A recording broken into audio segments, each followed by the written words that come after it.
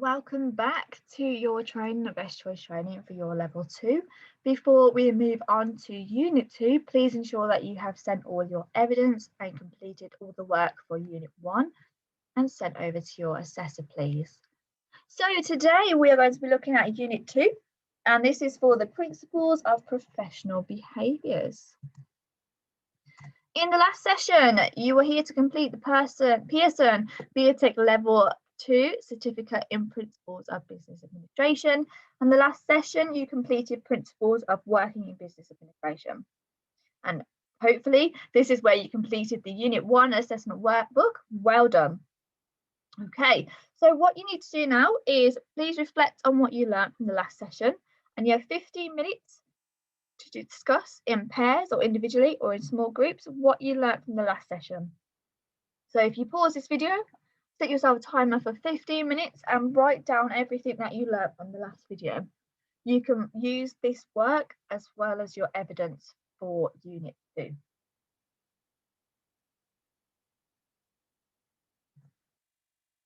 Well done on completing that reflection on what you learnt last session in unit 1. So what I would like to know is, what do you already know about the professional behaviours within the workplace? So again, pause this video and take some time and write down everything you know about professional behaviours within the workplace. Send this to your assessor as well, and then you can also compare from what you knew at the start of this video all the way to the end. See if you were right, see if you've learned some different things today. That would be great to know. So pause this video and write down what you already know about professional behaviours in the workplace.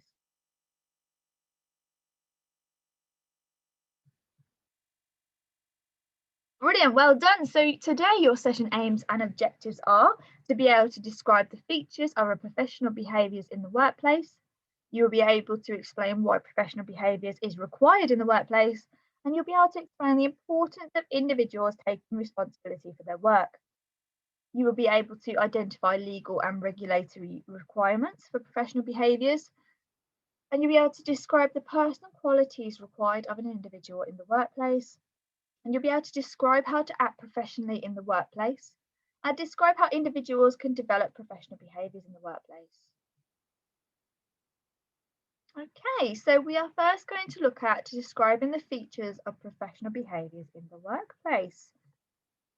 Okay, so professional in the workplace can be honesty. So being honest is a highly important attribute for employees in all fields, not just business administration.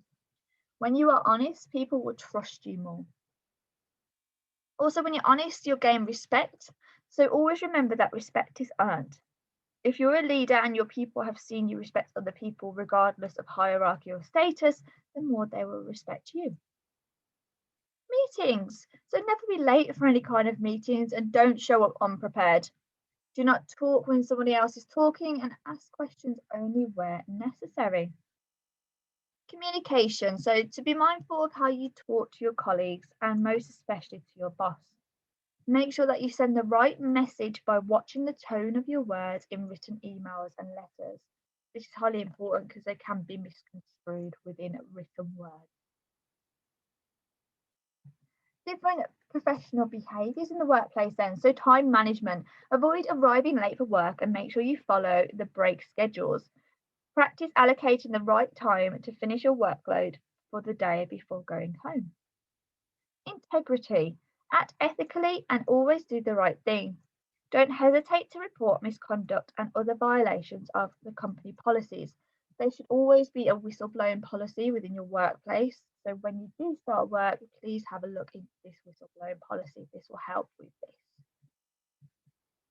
Safety. Even at work, be mindful of your safety. Know the company's safety policy and actively participate in safety drills. Report hazards immediately. So hazards might be loose wires, trips, slips or falls, wet floor, anything like that. And especially with COVID-19, it might be reporting someone who's not wearing a mask, ensuring that you're wiping everything down. Keep yourself safe at work. Dress code. So in some companies, a strict dress code is observed, meaning that if your company is implementing one, please make sure you follow this. Other professional Behaviours in the workplace can include accountability, so taking responsibility for all of your actions and decisions. Avoid the blame game to escape on your obligations and pin this onto somebody else. And corporate goals, learn about the company's mission, vision, and know your role in upholding all of them. Teamwork, work well together within your team and set aside the differences to achieve your shared goals. Always maintain a good relationship with your members and avoid talking behind each other's backs and gossiping as well. Commitment. Be dedicated to your role in the organisation you belong to. Do not hesitate to go the extra mile to achieve your goal and the company's goal. Remember that if you work hard, there'll be no other way but up. So why professional behaviours is required in the workplace? Why are they needed in the workplace? In many organisations, the professional conduct of employees is often not considered a priority. Professionalism includes the behaviours and physical presentation of staff, and it is evident in the way they conduct themselves. It is apparent in areas such as verbal communication and how well the employees adhere to the company's policies. Professionalism exists within the workplace as well as within internal stakeholders such as customers and clients. While sometimes overlooked, the professional behaviours of all staff is necessary for the long-term success of a business, regardless of its size. If you're wondering why, read these reasons below. So, if you behave respectfully, then respect is increased. When professionalism is valued within an organisational culture, most employees will behave in a similar manner. A professional environment establishes respect for not only the authority figures, but also clients and fellow colleagues. It also helps to limit inappropriate personal conversations or those which could be considered disrespectful. The level of respect for a customer or business partnership is also evident when an employee continuously behaves professionally, despite inappropriate comments from the other parties. So business reputation will flourish. A company known for its positive reputation and professionalism is one which will stand the test of time. When it comes to choosing one provider over another for a particular service, the one with the most positive feedback is likely to be selected. Employee interactions and relationships with key stakeholders are one of the most important contributors to this positive brand association. Also, conflict is minimised. In a professional business environment, employees will be less likely to resort to conflict to solve an issue. Professionalism fosters a respectful culture, which could see conflicts being handled in the correct way. Professional employees tend to understand boundaries more clearly and solve any minor issues in an efficient and respectful approach. Professional behaviours also help staff avoid offending clients when they have a different perspective, as well as offering those from different cultures or backgrounds. So what I'd like you to do then is have a think about what behaviours do you think you need to be an employee in the workplace? What do you think would be bad behaviours in the workplace? And also, how would you deal with a colleague within the workplace who is behaving badly? What I'd like you to do is either discuss individually or in pairs, and also make notes. Write down your answers to these questions. They are important within professional behaviours. You can then send this document to your assessor or trainer. Please pause the video and answer these 3 questions as in much detail as you can.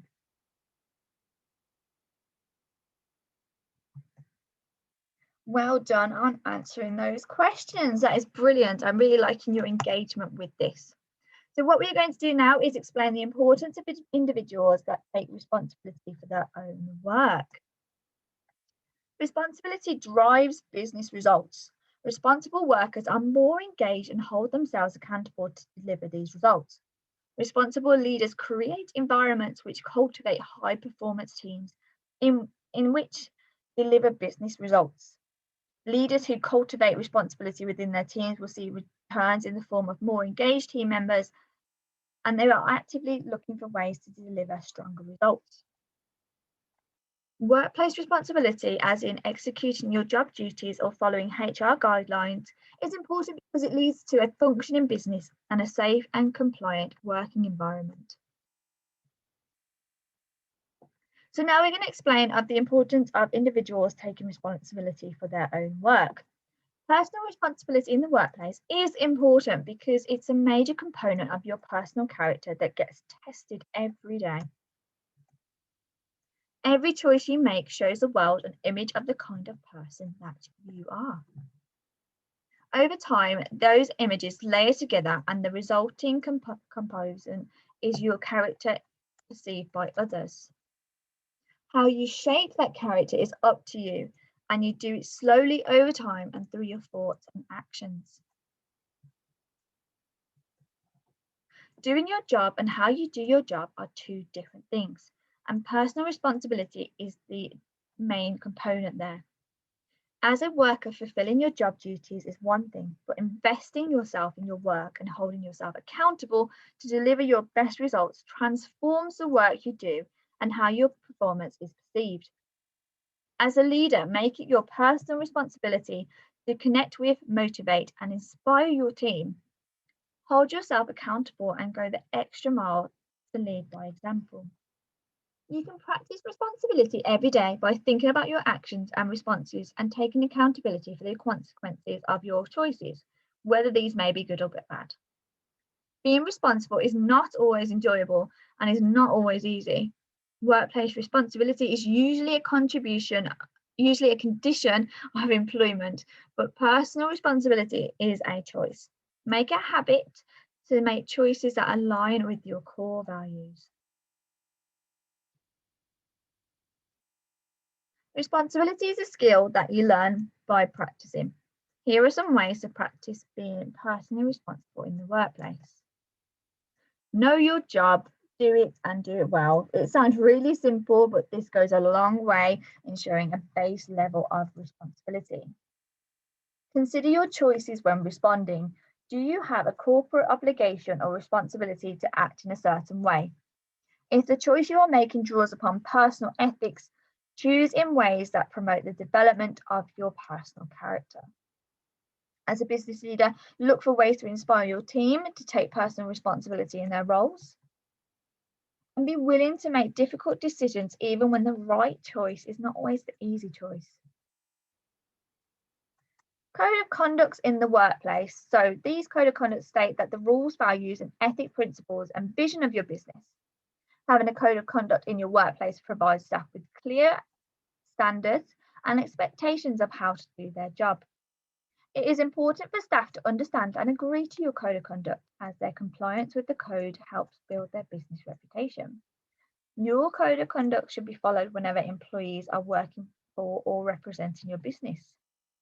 This includes performing work in the workplace, taking business trips, attending work-related social events, representing you or your business, and the code of conducts can actually vary in different organisations. So when you do start work in an organisation, ensure that you read the code of conduct, which can often be found in the employee handbook.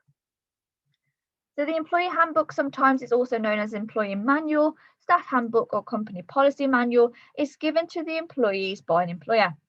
It outlines the legal requirements that employees must adhere to, including professional behaviours whilst employed. So this can also include, the employee handbook can be used to bring together employment and job related information which employees need to know. And it typically has three types of content. So cultural welcome statement, the company's mission or purpose, company values and more. General information about holiday arrangements, company perks, policies not required by law, policy statements and some more details there. And company policies, rules, disciplinary and grievance procedures and other information modelled after employment laws and regulations.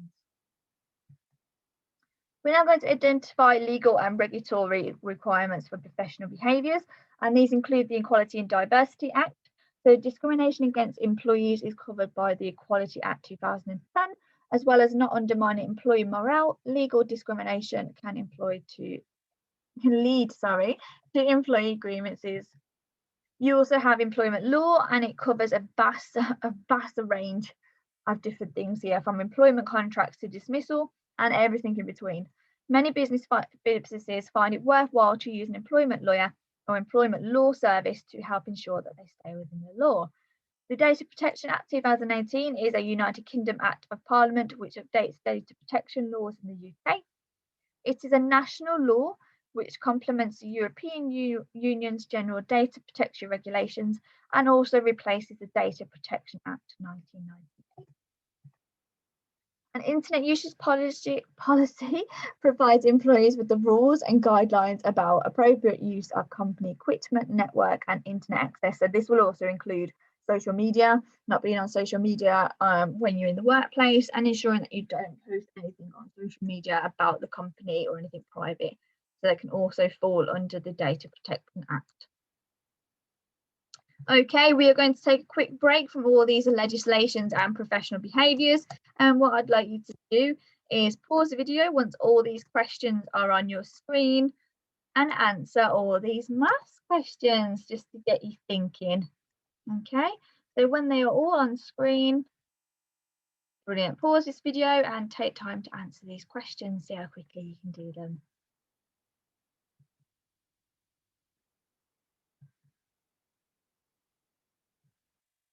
Well done on completing that maths challenge. I hope you found it useful to get some maths into your day.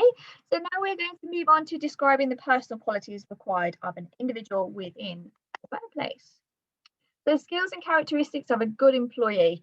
So they may have both soft skills and technical skills, or hard skills are equally important in an employee. Soft skills include the social enterprise, personality and character makeup, communication skills, emotional intelligence, influence and approach to work that ensures employees. Do apologise, don't know where the number 2 is there. These serve to complement the hard skills, so those abilities that have been learnt and can be made and measured and quantified. These can make up an employee more of an asset to the company. So here are some top skills and the characteristics of a good employee. Knowing the why as well as the what. Good employees know the reason why their job exists above just knowing what to do in their job. This allows them to produce new suggestions and ideas to improve their skills. Being polite, well-spoken, calm, and representable is all part of being professional at work. Honesty and integrity, telling the truth about tricky subjects such as workload, work-life balance, difficult customers or colleagues, and ineffective procedures makes for a good employee.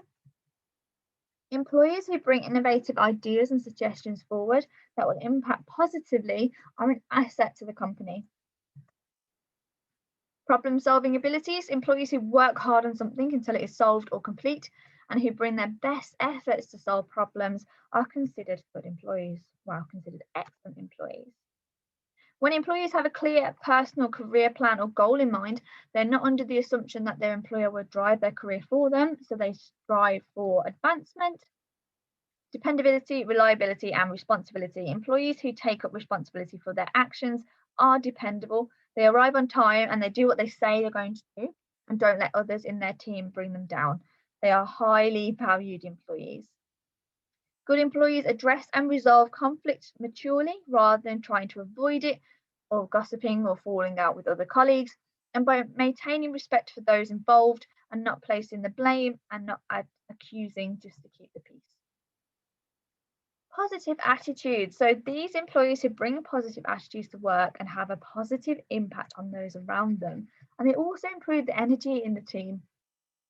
Emotional intelligence is about being mindful of one's own state of emotions as well as those in the team. Knowing how to manage these well is important key to being a good employee. Brilliant. So identify legal and regulatory requirements for professional behaviours. So the willingness to learn, as we mentioned before, hard skills attained through education are not enough for good employees. They are open-minded to new ideas and they share their thoughts and personal insights with the team. Creativity. Not all people are born creative, but creativity is a skill that can be learned through experimentation, imagination, always ask questions, collaboration, and information processing. Good employees coach and mentor those around them. They generously share their experiences and expertise. They understand that knowledge is only power and when it's shared with others. So generosity there. In business administration level 3, if you do go on to do an apprenticeship, there is actually a module that is based on mentoring and sharing best business administration practice with others. So describe how to act professionally in the workplace. So as you can see on screen, you will be given the links to these YouTube videos. These are great videos to watch. They show you how to write emails professionally, how to use your body language professionally. So take some notes while you watch these videos. Hope you enjoy them. Thank you for watching those videos. I hope they were really useful. You can always go back to them in the future. So now we're going to describe how individuals can help professional behaviours within the workplace. So what you can do is make a list of your strengths and your weaknesses, and then find ways to develop your weaknesses. Research continuous professional development and create one for yourself. So this is part of your Unit 2 here. You're going to research continuous professional development and create one of these for yourself. If you watch these YouTube videos, they will also help you develop your professional behaviours in the workplace. So please remember that this will be going towards evidence for your Unit 2. Pause this video and take time to watch the videos and develop your continuous professional development plan. Thank you for doing that. So what you need to do is make sure you have all the evidence that you have done in Unit 2 today, and to be able to complete the Unit 2 assessment workbook. This is very, very important.